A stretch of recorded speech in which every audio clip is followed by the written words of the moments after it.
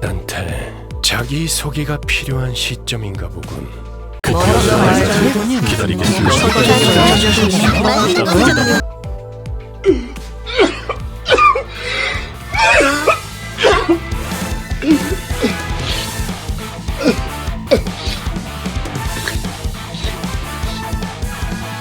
Hello everyone, it's World's Worst Gamer here, and I come back from my annual slumber to once again tackle another Project Moon game. Welcome to Limbus Company, everyone, where the only thing you'll be managing is 12 completely incompetent sinners with the help of Virgilius and a bus lady. Now for those that are absolutely new to the game Limbus Company and wondering what the hell they just picked up, I'll explain.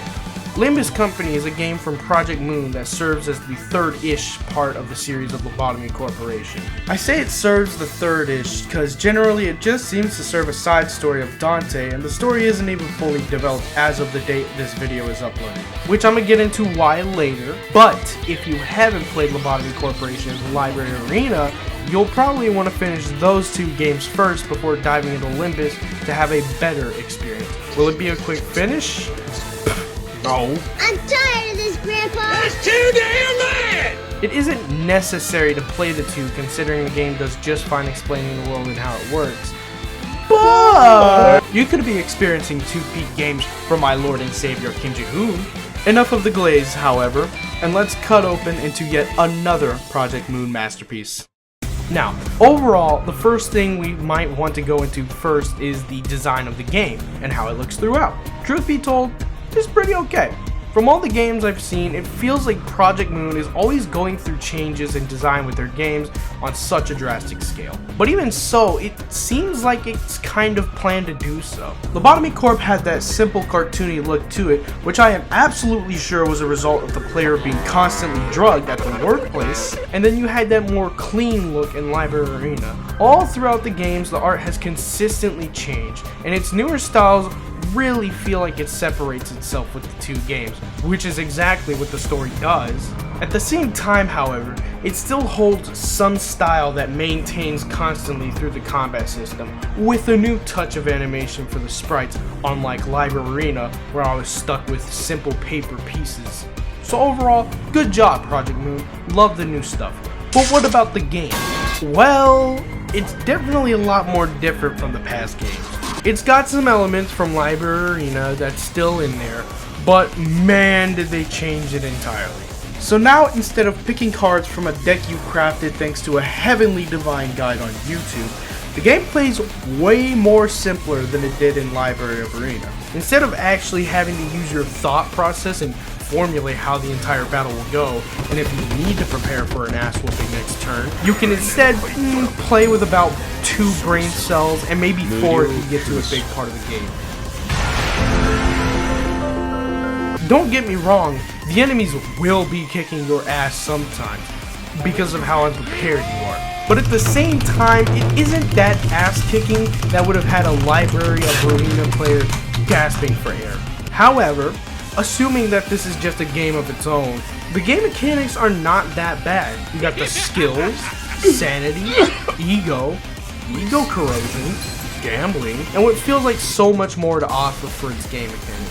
Mirror dungeons, XP excavations, more gambling, and overall I think the mechanics are a bit of something to get used to if you played Library Arena, but it really does rub off on you when you play enough. And it's more visually pleasing compared to the past games.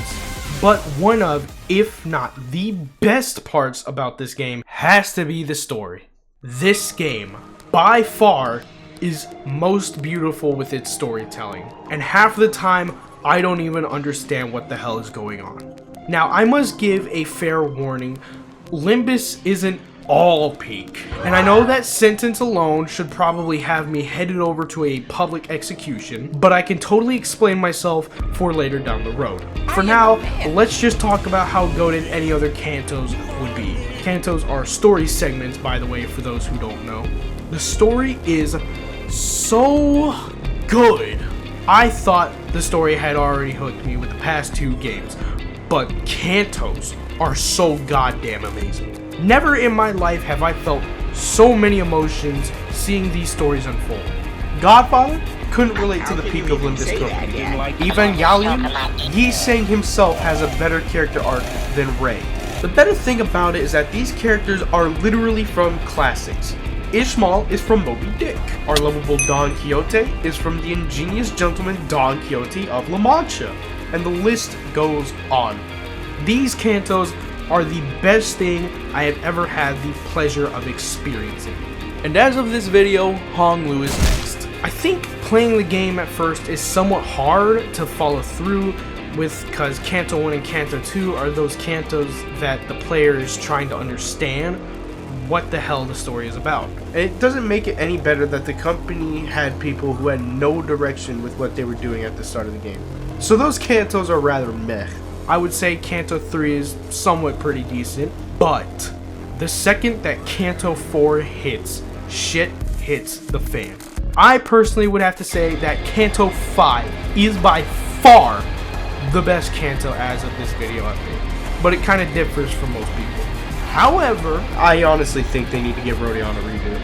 Anywho, what about the actual story of Limbus Company? Well, it's kind of confusing at first glance, but really it's simple under the lines of collect golden bots and solve the sinner's promise. So, putting this all together, my honest answer is that the stories are simply just so good.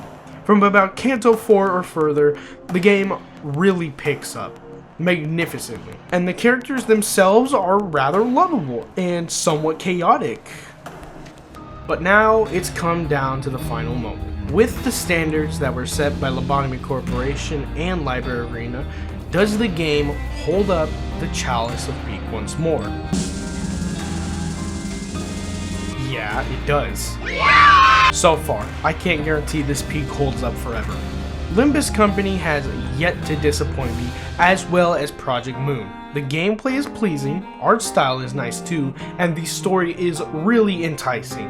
I love feeling like a junkie waiting for Kim Ji-hoon to deal me more Cantos, and I love the characters and bosses. I would say that the only real downside to this is that the game kinda gets a little cash grabby. I mean, come on, you think I don't know how expensive Walpurgis Knot IDs are? And that's okay. Honestly, as long as you aren't cash grabby and lazy, I don't care. Take all my money. At the end of the day, the game is pretty fun whether you know the lore or not, and it's definitely a recommendation to get the game. It's literally a free game. You get Peak for free. But that's gonna be all for the video. I hope you guys liked it, and I would love a sub too. And I'll see y'all in the year 2027. Peace, y'all.